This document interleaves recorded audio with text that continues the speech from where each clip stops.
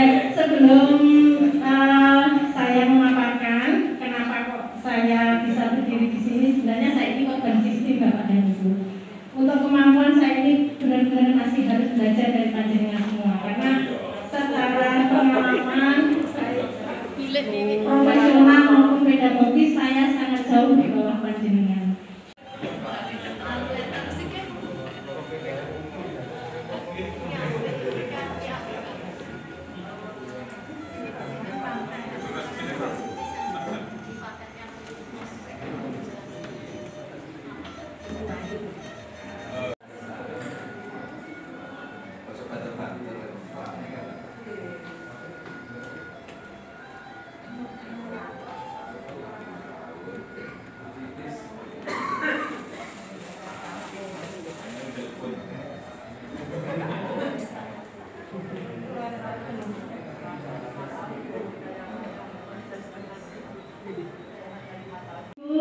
Video ini saya buat untuk membantu anak-anak yang berkebutuhan khusus yang sekolah di sekolah reguler 10 tahun yang lalu.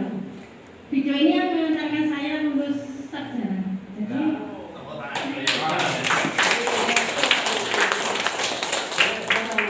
ternyata kejadian 10 tahun yang lalu itu menghampiri saya ketika saya di SMA Pulau pada tahun 2020.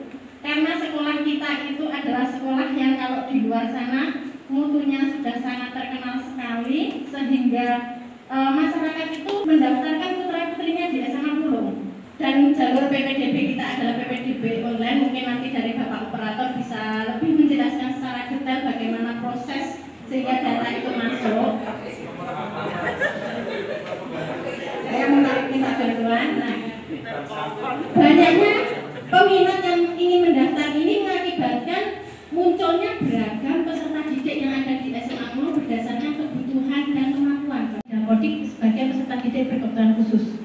Nanti ceritanya seperti apa Pak Tony yang lebih jelas. Nah, akhirnya saya dipanggil ke dinas, disuruh mengikuti bimtek pemenuhan guru pembimbing khusus. Pada waktu itu saya menghadap Pak KS juga, bagaimana Pak kalau misalnya selain saya ada juga teman-teman dari guru mapel yang ikut. Nah, sama dinas dikasih tahu sama Pak Roso, coba BK dulu yang berangkat, nanti kalau sudah berhasil, nanti sudah menyelesaikan bimteknya, bisa teman-teman yang lain mengikuti, seperti itu. Nah, akhirnya bimtek 2020 itu saya menyelesaikan kelas LMS, baru ditindaklanjuti kemarin pada tanggal 16. Nah, sekolah ramah anak adalah sekolah yang memberi kesempatan kepada semua peserta didik untuk belajar tanpa ada diskriminasi, tanpa ada perbedaan. Kita menyelenggarakan pendidikan yang berpihak kepada peserta didik. Yang namanya berpihak berarti pembelajaran yang kita lakukan adalah pembelajaran berdasarkan kebutuhan dan kemampuan masing-masing peserta didik. Seperti yang saya ceritakan tadi, karena memang PPDB kita yang secara online mengakibatkan keberagaman peserta didik. Nah, keberagaman peserta didik itu apa saja? Bu, jadi peserta didik yang ada di sekolah kita itu terbagi menjadi 3. Ada peserta didik reguler, peserta didik berkebutuhan khusus, dan peserta didik berkebutuhan layanan khusus. Kalau peserta didik reguler adalah peserta didik yang normal semuanya. Ketika kita beri pembelajaran model apapun, dia bisa mencapai kompetensi. Kecuali kalau ada lost learning. Karena lost learning ini juga menjadi masalah di era pandemi. Karena lost learning tadi mengakibatkan daya konsentrasi anak menurun. Fokus kerjanya, fokus pikirannya bukan sebagai pelajar lagi, tapi sebagai pekerja. Dia yang bekerja dan lain sebagainya. Nah, kemudian peserta didik berkebutuhan khusus adalah peserta didik yang memiliki hambatan tertentu seperti hambatan penglihatan, pendengaran, hambatan intelektual, fisik, lamban belajar, sampai gangguan perilaku. Nah, peserta didik berkebutuhan khusus ini terjadi karena tiga fase. Mungkin Bapak biologi lebih paham, Ibu biologi, bahwa kelahiran manusia itu kan ada fase prenatal, natal, dan pasca natal. Berkebutuhan khusus ini bisa terjadi karena 3 fase tersebut. Ketika di dalam kandungan mungkin ibunya mengkonsumsi makanan yang banyak kimianya sehingga berakibat kepada anaknya. Ketika proses melahirkan mungkin salah penanganan sehingga mungkin terjadi kecelakaan, itu juga bisa mengakibatkan. Kemudian yang pasca misalnya anak terlalu banyak diberi HP sehingga mengalami lambat bicara. Nah, anak-anak seperti inilah yang termasuk berkebutuhan khusus. Kemudian yang ketiga, peserta didik berkebutuhan layanan khusus. Kalau di sekolah kita, saya baru menemukan yang berkebutuhan khusus itu satu itu pun berdasarkan label dari SMP. Saya tidak berani, ketika saya menemukan peserta didik yang lain, saya tidak berani melakukan label dan memasukkan ke Dapodik. Saya tidak berani, karena saya tidak punya data pendukung berupa hasil psikotes. Nah, anak yang di SMA Pulung yang saya temui adalah yang lamban belajar. Nah, untuk anak-anak yang seperti ini, kira-kira sebagai sekolah yang ramah anak, apa sih yang harus kita lakukan? Yang harus kita lakukan seperti yang Bapak Kepala Sekolah katakan di awal tadi, kita membekali mereka dengan kecakapan hidup. Kecakapan hidup sesuai dengan kemampuan dan kebutuhan mereka. Minimal ketika dia lulus dari SMA Pulung, dia tidak ditipu oleh temannya, ditipu oleh tetangganya, karena dia tahu nominal uang, karena dia bisa membaca. Jadi harapan saya nanti misalnya di sebuah kelas teridentifikasi ada anak yang berkebutuhan khusus, Bapak Ibu guru mapel di kelas tersebut bisa bekerja sama untuk memberikan layanan khusus kepada mereka. Layanan khususnya seperti apa? Materi, proses, dan penilaian.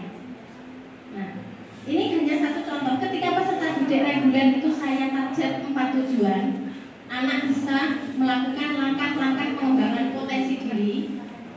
Nah, anak yang berkebutuhan khusus cukup mengetahui siapa diri mereka. Nah, bagaimana saya mentreatment anak-anak yang berkebutuhan khusus? Mereka saya beri penambahan waktu dan pengulangan. Jadi memang ketika di kelas itu kita harus melakukan layanan individu untuk memang anak-anak yang teridentifikasi berkebutuhan khusus. Itulah yang dinamakan sekolah ramah anak. Dari segi guru, dari segi lingkungan bagaimana? Kita menciptakan lingkungan yang bebas bully, menghargai keragaman yang ada. Bagaimana kita bersyukur tadi anak tunarungu yang saya jadikan aktor tadi, setiap saya merasa sedih atau apa, saya jadikan salah satu alat untuk bersyukur. Ternyata kita dengan segala kesempurnaan, kalau kita tidak bisa memberikan hasil yang maksimal, kita kalah dengan mereka yang tidak sempurna. Kemudian untuk memunculkan lingkungan yang bebas bully ini, tidak hanya mereka yang berperan, tapi semua Bapak Ibu guru, karyawan perlu memberikan keteladanan bagaimana menciptakan lingkungan yang bebas bully. Anak-anak reguler tidak boleh iri dengan keluar biasaan anak-anak tersebut. Kalau memang dia merasa loh, ini dia tidak, ketika diskusi tidak aktif, ketika dia jawab pertanyaan tulisannya jelek, baca juga nggak bisa, kok nilainya bagus Bu, karena dia luar biasa. Mau toh kamu disamakan dengan dia? Kamu punya capaian sendiri. Seperti itu. Ya, jadi tidak hanya BK yang bisa menciptakan lingkungan ramah anak, tapi karena kolaborasi dari panjenengan semua, maka sekolah ini akan menyelenggarakan sekolah yang ramah anak. Karena pada dasarnya, monggo Pak Tony, bagaimana proses PPDB sehingga anak-anak. Assalamualaikum warahmatullahi wabarakatuh. Kaitannya dengan PPDB, kita sejak tahun 2015 itu setiap lembaga pendidikan, baik itu reguler maupun yang non reguler, itu ada yang namanya pendidikan inklusif. Adalah sistem layanan pendidikan yang mengatur agar difabel dapat dilayani di sekolah terdekat, di kelas reguler bersama-sama teman seusianya. Itu sudah ditetapkan sejak beberapa tahun yang lalu. Sehingga mau tidak mau, suka tidak suka, kita harus menerima anak-anak yang bersifat inklusif. Kemudian paradigma yang lama, mau anak yang seperti itu bisa lulus SMA, itu berarti orang itu yang mengatakan itu tidak paham dengan sistem pendidikan yang terbaru seperti itu. Karena kelulusan anak itu tidak didasarkan atas standar yang sama. Ya, standarnya akan berbeda-beda sesuai dengan tingkat inklusivitas masing-masing. Kemudian kaitannya dengan apodik, ini di sekolah kita itu ada yang harus diklik itu adalah penyelenggara sekolah inklusi itu harus diklik. Karena apa? Karena sistem PBDB meskipun tidak online sebetulnya, ini kita wajib untuk menerima anak-anak yang bersifat inklusi, baik yang kelihatan nyata maupun yang belum kelihatan. Bu Titis kemarin dipanggil untuk mengikuti pendidikan inklusi, ternyata di apodik kita itu memasukkan 2 anak sebetulnya, 2 anak yang bersifat inklusi. Itu memang sejak di SMP itu sudah diklik inklusi, namanya sudah berkebutuhan khusus. Dan yang diklik pada saat itu sebetulnya apa itu? Berat sebetulnya, kita saya mencarikan dengan Bu Titis, enaknya anak ini diklik apanya? Ya, ternyata itu yang paling mendekati dengan kondisi sekarang anak tersebut adalah alat belajar. Sehingga dengan begitu tugas kita sebagai penyelenggara pendidikan ya mau tidak mau harus menerima itu. Kalau terjadi anak itu sudah terlanjur masuk ke sekolah kita, maka sekolah harus mengusahakan seorang guru yang bisa menanganinya. Pengisian PBS profil basis siswa di Dapodik yang berkebutuhan khusus itu dibebankan kepada guru kelas. Kalau di SD, SMP, dan SMA dibebankan kepada guru BK. Kebetulan anak tersebut ada di ampuan saya, jadi saya yang dikunci. Saya yang dikunci oleh sistem. Nah, jadi ini Bapak dan Ibu, akhirnya kita harus membekali anak-anak tersebut untuk live, love, play, work. Inilah sekolah ramah anak. Ketika kita bisa menyelenggarakan pembelajaran yang berpihak kepada mereka, tidak ada diskriminasi, kita memberikan pembelajaran yang sesuai dengan kebutuhan dan kemampuan mereka. Kemudian kita menyayangi mereka sebagaimana kita melihat potensi anak-anak reguler. Kemudian kita juga memberi kesempatan kepada anak-anak untuk mengembangkan potensinya. Kita bekali dengan hal yang bermakna, yang berguna bagi kehidupan mereka ketika mereka sudah bukan sebagai siswa SMA puluh lagi. Karena hanya dengan itulah amal jariah kita yang membantu kita di akhirat nanti. Amin. Baik, harapan saya untuk live, love, play, dan work ini bisa kita selenggarakan sehingga nanti sekolah kita menjadi sekolah yang benar-benar sekolah ramah anak. Karena selama ini saya sudah yakin sekali Bapak dan Ibu guru sudah melakukan yang terbaik untuk anak-anak. Demikian yang mungkin bisa saya paparkan, Bapak. Mungkin ada yang lanjutan saya kembalikan kepada moderator Ibu Nani.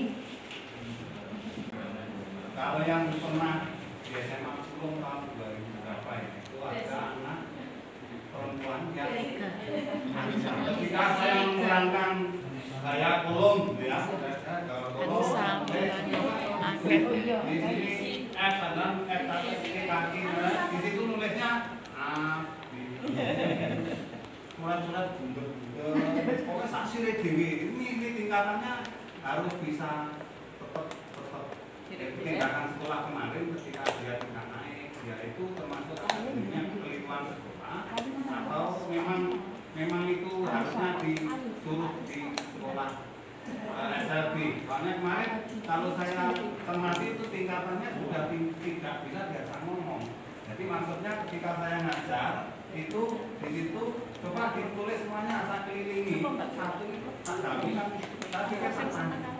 Jadi akhirnya teman-temannya ngomong saya masih nggak bisa diajak ngomong. Akhirnya kita lihat mulainya A, B, C, gambar ini terus. Baik, terima kasih pertanyaan yang sangat luar biasa Bapak. Jadi ketika kita menemui ada anak yang berkebutuhan khusus seperti itu, yang mungkin tingkatannya sudah di luar kemampuan kita, satu yang dilakukan kita tawarkan kepada orang tuanya. Kalau apakah ketika anak ini harus di SLB orang tuanya sanggup atau tidak? Kalau orang tuanya bilang tidak sanggup, berarti kita tidak apa-apa tetap di sekolah kita dengan syarat setiap guru mapel di kelas tersebut melakukan yang namanya assessment. Assessment tersebut adalah seberapa seberapa mampu dia di pelajaran penjaringan, meskipun misalnya bahasa Indonesia, dia belajar menulis kata, itu kan tingkatan SD kelas 1, tetap penjaringan harus melakukan pembelajaran berdasarkan itu. Ngatain. Jadi semua mapel di kelasnya anak itu harus melakukan assessment terkait dengan assessment belajar, kebutuhan dia di belajar itu apa, kemampuannya sampai di mana, selenggarakan pembelajaran individu untuk anak itu berdasarkan hasil assessment tersebut. Dan di sini ada contoh assessment berdasarkan masing-masing mapel. Jadi memang mau tidak mau ini seperti kerja pripun sukarela, ikhlas. Karena kalau zaman 2018 yang dipanggil BIMTEK ke Malang itu memang mendapat GPK-nya mendapat insentif. Tapi yang zaman saya itu semuanya adalah ikhlas kerja, karena memang kita mendidik. Di sekolahmu ada yang luar biasa, layani semuanya dengan ikhlas. Nah terus misalnya ada anak yang berkebutuhan khusus, menggarap tugas ragilem, dia kalau diajar juga tidak mau, dia juga kalau sering tidak masuk, bagaimana? Dia nanti naik atau tidak? Mungkin pertanyaan seperti itu muncul di pemikiran Bapak dan Ibu semua. Nah, jadi khusus untuk anak-anak tadi saya tekankan ada 3 pengklasifikasian: reguler, berkebutuhan khusus, dan layanan khusus. Untuk melakukan labeling 3 ini perlu ada psikotes. Kalau anaknya dia itu sebenarnya reguler, tapi ragilem garap tugas, terus lek diulang sakarepe dhewe, ora tau mlebu, nah berarti dia kena lost learning. Apa yang harus dilakukan? Anda akan melakukan assessment, karena Bapak Ibu guru mapel lebih paham bagaimana mengelola pembelajaran di kelas, beda dengan BK, karena saya memang belajar dari jenengan. Kemudian kalau dia berkebutuhan khusus, nah ini kita susun pembelajaran yang khusus untuk dia, kemampuannya di mana, kemudian apa yang dia butuhkan. Kalau layanan khusus lempar ke BK, nggak apa-apa.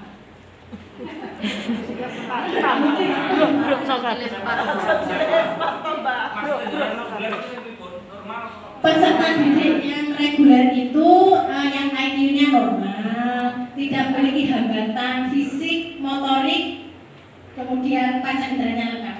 Itu, nah untuk mengetahui tingkat IQ itu kan memang harus ada tesnya, seperti itu. Jadi kita nanti tidak salah dan terus perlu layanan khusus kok kita paksa untuk masuk, dan karena dia sering tidak masuk akhirnya tidak naik kelasnya, berarti kita salah langkah. Kalau anak reguler sudah di treatment, kowe iki ya normal, otakmu iki ya normal, dan jelas kalau kowe ini orang lebih, kowe ora munggah salahmu.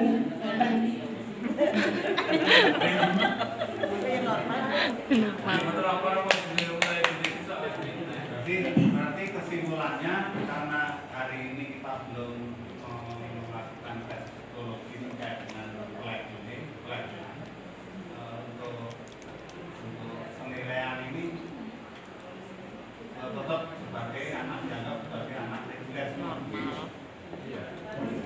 Assalamualaikum warahmatullahi wabarakatuh. Ini nyambung dengan pertanyaan Pak Joko Wilis yang disampaikan pemaparan tentang sekolah ramah anak dari Juli kita, dan kita juga harus melaksanakan. Bukan berarti kita akan merubah sistem ataupun norma penilaian yang selama ini berjalan. Kebetulan juga anak-anak berkebutuhan khusus di sekolah kita ini prosentasenya sangat kecil. Saat ini hanya 1 di antara 700 siswa. Oleh karena itu program layanan ramah anak ini menurut saya tetap harus dilaksanakan, ditata dengan mempertimbangkan hal-hal yang mendukung. Misalnya sudah saatnya kita kembali pada proses awal tahun ajaran itu mengadakan psikotes. Yang pertama memang arahnya dalam rangka untuk pengarahan penjurusan. Kemudian dari situ juga nanti kita akan mendekati apa yang menjadi ranah dari tim BK dan tim psikologis ini, bahwa anak ini memang berkebutuhan khusus sehingga dipaksa KBM normal dia juga tidak bisa. Kemudian yang ketiga, bila mana kita menjumpai labeling yang sejak diperoleh dari SMP itu tentu sangat mengganggu kita. Nah ini BK dalam hal ini harus segera berkoordinasi dengan wali kelas, sehingga wali kelas memberikan catatan bahwa anak saya ada yang punya label seperti ini di kelasnya. Kemudian yang keempat, kita tetap harus optimis bahwa meskipun kita harus melayani anak-anak yang membutuhkan pelayanan khusus, itu tentu tidak semua kondisi disablelannya akan masuk ke sini. Yang betul-betul memang di luar jangkauan untuk SMA reguler, insya Allah juga tidak akan ke sini. Anak yang bisu, anak yang tuna umum, kemudian tuna wicara, kemudian apalagi sampai pada tunanetra, insya Allah juga tidak, tetap orang tuanya akan memilih itu. Kemudian yang kelima, apapun kondisi siswa didik kita, kembali pada sistem zonasi dan apapun yang ada ini sesuatu yang tetap harus kita syukuri. Karena bagaimana juga kalau kita mau melihat bagaimana perjuangan tim PPDB ini, mohon maaf kalau diekstrimkan, yang penting punya nyawa dapat di SMA belum diterima. Sehingga kalau di tengah jalan di sana sini kita menjumpai keunikan itu, ya inilah faktanya bahwa sistem ini memaksa SMA Pulau memang harus melayani yang demikian. Itu menurut saya ini ilmu baru. Terima kasih Mbak Titis, tetapi juga kita mensikapinya tetap tidak perlu kita sampai menggeser norma pelayanan kepada anak didik yang reguler itu. Artinya anak-anak yang sudah mendapat catatan label dari BK melalui wali kelas itu memang kami paham itu harus dilayani khusus. Karena di pengmen berapapun juga ketika di perjalanan itu yang lain tidur pun dia juga nyanyi gitu. Ketika yang lain juga mati dia juga joget. Ketika dia itu harus memasuk di dalam istilahnya check-in di hotel, ya itulah faktanya. Terima kasih. Assalamualaikum warahmatullahi wabarakatuh. Terima kasih banyak Pak Bapak atas segala kolaborasi dan dukungannya. Mudah-mudahan dengan kita melakukan sharing seperti ini, kita akan menemukan sebuah pola irama yang nanti bisa mengantarkan peserta didik kita menjadi anak-anak yang cakep menghadapi era digital. Terima kasih. Oke, monggo. Bapak Ibu, di kelas saya itu ada anak yang dari segi pemahamannya itu sangat kurang, berbeda dengan teman-temannya yang lain. Diajak berbicara itu juga tidak nyambung. Kemudian tulisan saya acak adul menen itu. Nah itu masuk ke kategori anak berkebutuhan khusus nopo mboten. Soalnya dari SD anak ini juga seperti itu. Terima kasih. Assalamualaikum warahmatullahi wabarakatuh. Menyambung dari Bu Nita, karena itu termasuk anak asuh saya. Memang betul anak tersebut tidak mempunyai kemampuan untuk menerima sebuah pesan. Bukannya tidak bisa, tetapi kurang mampu. Jadi pesan BK yang sebegitu mudahnya itu memang kurang mampu. Setelah mengadakan sebuah pendekatan, ternyata anak tersebut memang pernah sakit dan mengalami ada beberapa urat yang tidak bisa menyambung lagi, sehingga mungkin ada bagian urat yang mestinya bisa menerima pesan itu akhirnya terhenti. Oleh karena itu ini mohon kepada Bapak Ibu guru mata pelajaran nanti berhubungan dengan Bu Nita, tentunya karena anak ini kalau secara emosional kita dekati itu masih lebih baik, akan memberikan pelayanan terhadap anak tersebut. Saya kurang tahu apa dimasukkan ke layanan khusus atau berkebutuhan khusus, tapi yang jelas anak ini seperti itu kondisinya, dan surat keterangan dari medis itu ada di ruangan saya. Terima kasih. Pemenuhan biotek tersebut hanya mendapat lembar identifikasi yang seperti ini. Saya sendiri pun bingung ketika saya diminta di sini ditanyakan memahami perintah setelah diulang-ulang.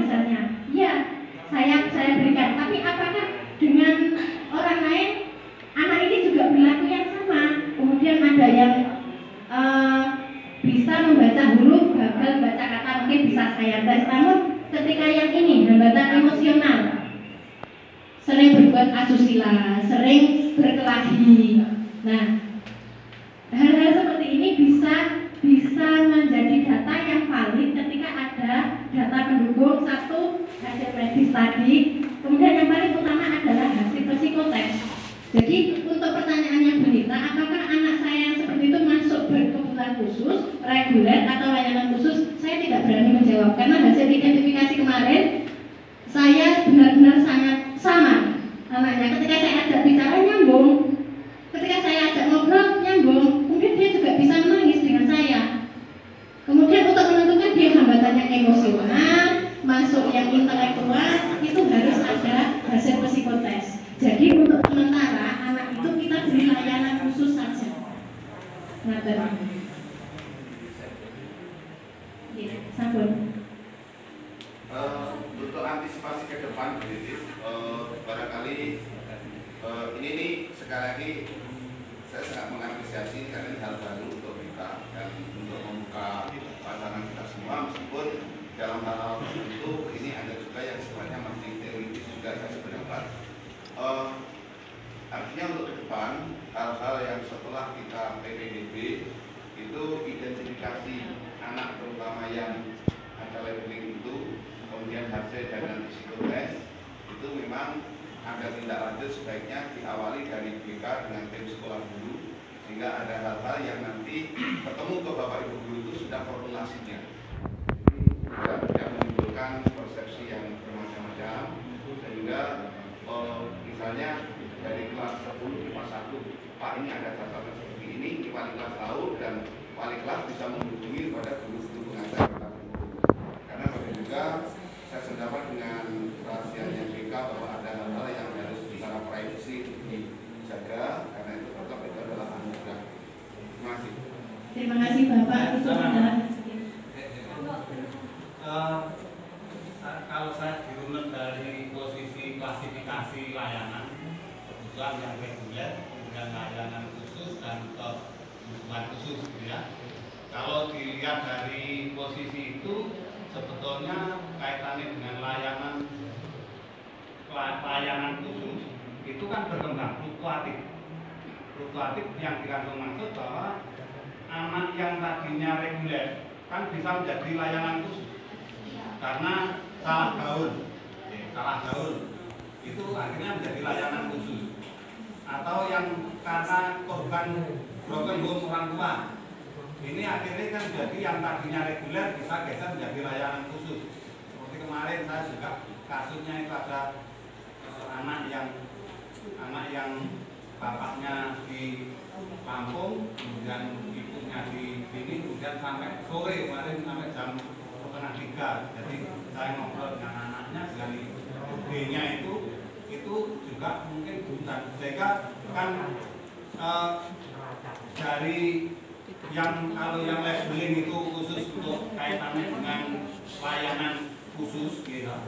Kemudian ada labeling layanan berkebutuhan khusus. Jadi kebutuhan khusus dan reguler itu berarti nanti yang kalau yang dikon dari hasil psikotes itu berarti nanti yang layanan khusus gitu ya. Kemudian sambil berjalan tetap ada yang disebut sebagai layanan berkebutuhan khusus karena dia dalam konteks pergaulan dan lain-lain akhirnya dia membutuhkan layanan yang berbeda dengan yang lain seperti itu gitu. Ini kan nanti karena ini juga kita mau tidak mau karena PPDB-nya tidak ada tes, kita tidak ada tes dalam arti passing grade yang kita berikan sekian nilai. Kalau passing grade kita punya kan nggak mungkin anak-anak yang berkebutuhan khusus masuk.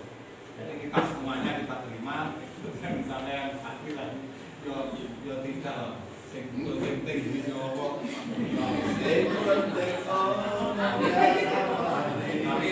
Tapi toh juga sampai dengan 2-3 tahun terakhir kan juga tidak sampai laku ini 36 kali juga rombel kan tidak pernah. Jadi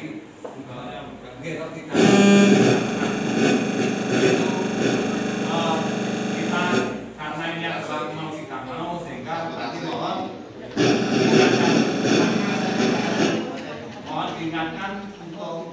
tahun depan itu otomatis kita melaksanakan tes psikotes, karena untuk mengetahui bagaimana bentuk layanan yang kita berikan sehingga tidak salah tangkap, ya, tidak salah. Itu saja yang saya tambahkan. Ditambahkan juga diumumkan ke orang muda dan orang muda Orang nah, gitu loh. Ya gitu bisa beda dengan lo. Baik, jadi terima kasih Pak Tri dan Bapak Kepala Sekolah. Ini merupakan sebuah kekuatan yang akan menjadi kolaborasi sehingga lembaga kita menjadi lebih berjaya lagi di masa depan. Nah, jadi saya tekankan lagi, memang berkebutuhan khusus ini nanti fokusnya pada akademis. Kalau yang layanan khusus itu kan perkembangan. Saya katakan lempar saja ke BK, tidak apa-apa, karena memang BK mengatasi yang masalah perkembangan. Kalau yang masalah akademis semuanya adalah potensi dan kekuatan Bapak Ibu guru mapel. Tanpa penjenengan semua, kita tidak akan bisa membentuk sebuah manusia yang unggul, beriman, cakap, hidup di era cerita. Pemenuhan BIMTEK tersebut hanya mendapat lembar identifikasi yang seperti ini. Saya sendiri pun bingung ketika saya diminta di sini ditanyakan memahami perintah setelah diulang-ulang misalnya. Ya, saya berikan. Tapi apakah dengan orang lain anak ini juga berlaku yang sama? Kemudian ada yang bisa membaca huruf, gagal baca kata, mungkin bisa saya tes. Namun ketika yang ini hambatan emosional, sering berbuat asusila, sering berkelahi. Nah, hal-hal seperti ini bisa menjadi data yang valid ketika ada data pendukung. Satu, hasil medis tadi, kemudian yang paling utama adalah hasil psikotes. Jadi untuk pertanyaannya Bu Nita, apakah anak saya yang seperti itu masuk berkebutuhan khusus, reguler atau layanan khusus? Saya tidak berani menjawab karena hasil identifikasi kemarin saya benar-benar sangat sama anaknya. Ketika saya ajak bicara nyambung, ketika saya ajak ngobrol nyambung, mungkin dia juga bisa menangis dengan saya. Kemudian untuk menentukan dia hambatannya emosional, masuk yang intelektual, itu harus ada hasil psikotes. Jadi untuk sementara anak itu kita beri layanan khusus saja.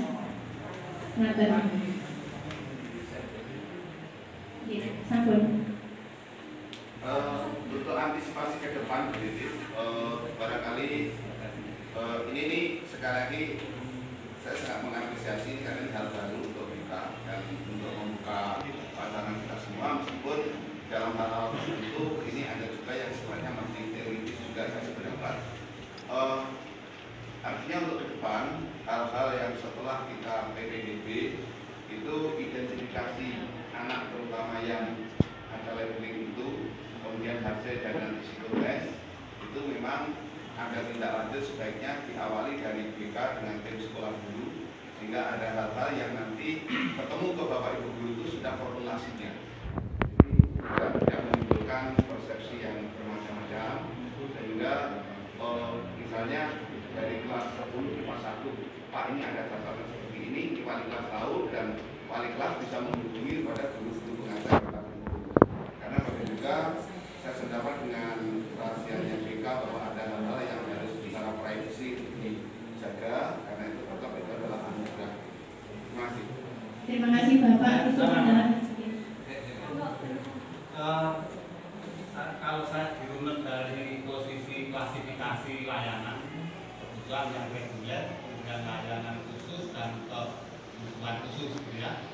Kalau dilihat dari posisi itu, sebetulnya kaitannya dengan layanan khusus itu kan berkembang, fluktuatif yang dikandung maksud bahwa anak yang tadinya reguler kan bisa menjadi layanan khusus karena salah gaul itu akhirnya menjadi layanan khusus, atau yang karena korban broken home orang tua ini akhirnya kan jadi yang tadinya reguler bisa geser menjadi layanan khusus. Seperti kemarin saya juga kasusnya itu ada anak yang bapaknya di Lampung, kemudian ibunya di sini, kemudian sampai sore kemarin sampai jam 2:30. Jadi saya ngobrol dengan anaknya dengan B-nya itu juga mungkin bukan, sehingga kan dari yang kalau yang labeling itu khusus untuk kaitannya dengan layanan khusus gitu. Kemudian ada labeling layanan berkebutuhan khusus. Jadi kebutuhan khusus dan reguler itu berarti nanti yang kalau yang dari hasil apa psikotes itu berarti nanti yang layanan khusus gitu ya. Kemudian sambil berjalan tetap ada yang disebut sebagai layanan berkebutuhan khusus karena dia dalam konteks pergaulan dan lain-lain akhirnya dia membutuhkan layanan yang berbeda dengan yang lain seperti itu gitu. Intinya begitu. Nanti karena ini juga kita mau tidak mau karena PPDB-nya tidak ada tes, dalam arti passing grade yang kita berikan sekian nilai. Kalau passing grade kita punya kan nggak mungkin anak-anak yang berkebutuhan khusus masuk. Jadi kita semuanya kita terima. Kemudian misalnya yang akhir lagi, yo tidak penting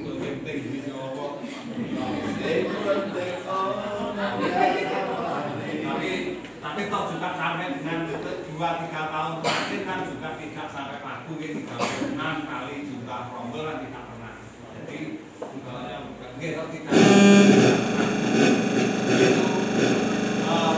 kita karena ini adalah mau tidak mau sehingga berarti mohon diingatkan untuk tahun depan itu otomatis kita melaksanakan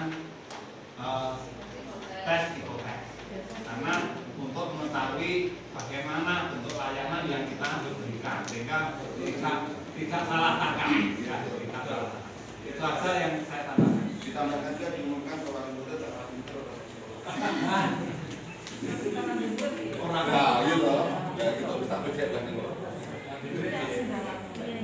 Baik, jadi terima kasih Pak Tri dan para sekolah. Ini merupakan sebuah kekuatan yang akan menjadi kolaborasi sehingga lembaga kita menjadi lebih berjaya lagi di masa depan. Nah, jadi saya tekankan lagi, memang berkebutuhan khusus ini nanti fokusnya pada akademis. Kalau yang layanan khusus itu kan perkembangan. Saya katakan lepas saja ke BK, tidak apa-apa, karena memang BK mengatasi yang masalah perkembangan. Kalau yang masalah akademis semuanya adalah potensi dan kekuatan Bapak Ibu guru mapel. Tanpa penjaringan semua kita tidak akan bisa membentuk sebuah manusia yang unggul, beriman, cakap, hidup di era cerita. Terima kasih. Semua saya mohon maaf apabila ada kesalahan waktunya dan kegiatan saya kembalikan kepada Ibu.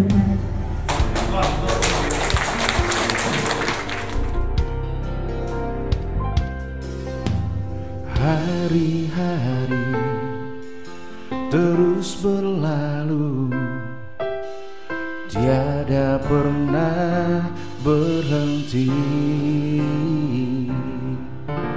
1000 rintangan jalan berliku, bukanlah suatu penghalang. Hadapilah segala tantangan, mohon petunjuk yang kuasa. Ciptakanlah kerukunan bangsa, kobarkanlah dalam dada semangat jiwa Pancasila.